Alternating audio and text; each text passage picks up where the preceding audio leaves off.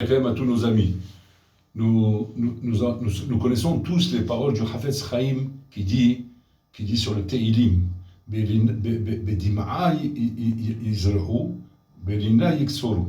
qu'est-ce qu'il nous dit ce Teilim? David Ameler vient nous dire comme ça, que quand un homme, il est zoréa bedima'a, c'est-à-dire qu'il vient ensemencer, c'est-à-dire semer son champ, bedima'a, avec des larmes, alors il pourra cueillir avec joie. Qu'est-ce qu'il veut dire par là? Est-ce que pour cueillir avec joie, il faut forcément verser avec des larmes? Le pshat, il est comme ça, Rabotai. Un homme, il vient dans ce monde, il y a Koshbourou, Kabiachol, il attend de cette personne une quantité de récolte. Comme un roi qui t'a donné un terrain et qu'il attend une quantité de récolte. Maintenant, ce bonhomme-là, il doit savoir que pour donner la quantité de récolte que le roi, il attend, il va falloir semer une quantité précise tous les jours. Sinon, à la fin du mois, quand le roi va venir, tu n'auras pas la quantité de récolte qu'il faut. Et là, chez Mishmo, le roi, il va te donner des makotes. Alors, c'est ce qu'il dit le Teilim ici. Si jamais tu viens semer avec Dima, tu vas pouvoir récolter. C'est-à-dire quoi? C'est quand tu vas savoir, faire la part des choses. Et ne pas perdre la tête dans ce monde. De t'adonner à des choses à droite, à gauche et d'oublier le Ikar. Pourquoi tu es venu dans ce monde? C'est-à-dire d'étudier la Torah, de faire les mitzvot, de respecter le shalom ben adam lechavero, etc., etc.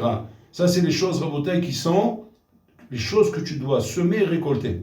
Quand tu vas venir après 120 ans, bon, alors là, il va te dire, montre-moi le champ que je t'ai donné, et montre-moi ce que tu as semé, ce que tu as récolté. Et quand le bonhomme il va arriver là-haut, Rabotai, avec un petit sac de concombres pourris, et qui va dire, voilà ce que j'ai semé, et voilà ce que j'ai récolté, chez Mishmor. Et pourquoi? Parce qu'il dit, j'étais occupé avec Tchasouk, avec la Parnassa, avec les problèmes, avec ça, à droite, à gauche. Bon, alors là, il va te répondre, ça, c'est des choses que moi, je faisais pour toi. C'est moi qui pouvais t'aider là-bas. Simplement, toi, tu n'étais pas à ta place. Et tu devais être à ta place. Donc, on voit ici, Rabotai, combien un homme, Chaz Shalom, Rabotai, il peut se tromper sans ce monde.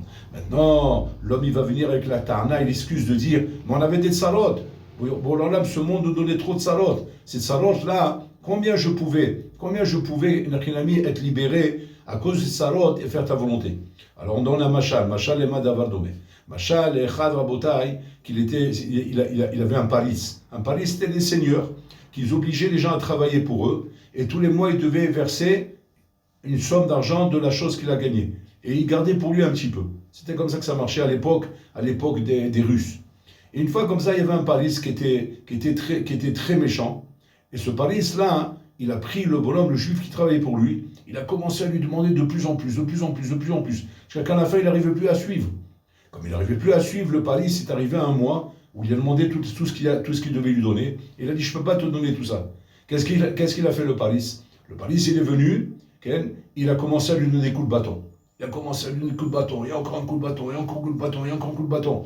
Jusqu'à qu'à la fin, le juif, il a tellement reçu des coups de bâton qu'il a été obligé de vendre tout ce qu'il avait pour donner au paris. Le temps, il est passé.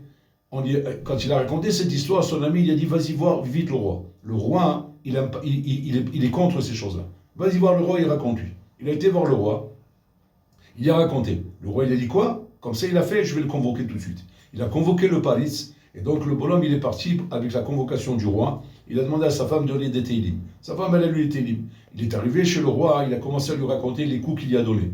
Le roi, il a dit, ok, pour chaque coup que tu lui as donné, il dit au paris, tu dois lui donner 10 000 roubles. C'est une somme phénoménale, Rabotai. Et Nachinami. Alors il a compté le nombre de coups qu'il a donné. Combien de coups il t'a donné? Il dit, il m'a donné 10 coups de fouet. On va te donner 10 fois 10 000 roubles, c'est-à-dire 100 000 roubles. C'est une somme phénoménale. Toi, le bonhomme, il est rentré avec 100 000 roubles dans les mains. C'est une somme extraordinaire. Il rentre à la maison, et avec un sac plein, il pose sur la table. Elle lui dit, c'est quoi ça? Il dit, c'est l'argent qu'on m'a donné pour les coups que j'ai reçus. Combien il y a dedans? 100 000 roubles. Waouh! Sa femme, elle était épatée. Elle dit, mais pourquoi tu fais la tête? Elle a vu que le bonhomme, il faisait la tête. Il dit, pourquoi je fais la tête? Parce que dommage que je n'ai pas reçu, pas 10 coups, 20 coups, 30 coups, 100 coups. J'aurais eu 100 fois plus que ça. Ça, c'est le machal Rabotai. Un homme, il vient après 120 ans, il croit que les salotes et les problèmes et les coups qu'il a reçus dans ce Olamazé, c'est des choses qu'il a reçues pour rien, que c'était dommage, que j'ai souffert de ça et de ça. Il faut savoir une chose, Rabotai. Chaque souffrance dans ce monde, chaque coup, chaque épreuve, elle est payée là-haut, Rabotai. Donc en fait, c'est ça le truc, c'est qu'on se laisse embrouiller par lui et Sarah et on s'imagine, Rabotai, qu'on est dans un monde tel qu'on le voit ici. Ce monde, Rabotai, est un monde rouchani. Tout ce qui se passe ici, c'est ce qu'on verra là-haut après 120 ans. Donc c'est pour ça qu'il faut bien avoir les Mouna, d'être Ma'amin Bakadosh Baruch Hu, et que Ba'azat Hashem, Berina Yiksou. Shabbat Shalom.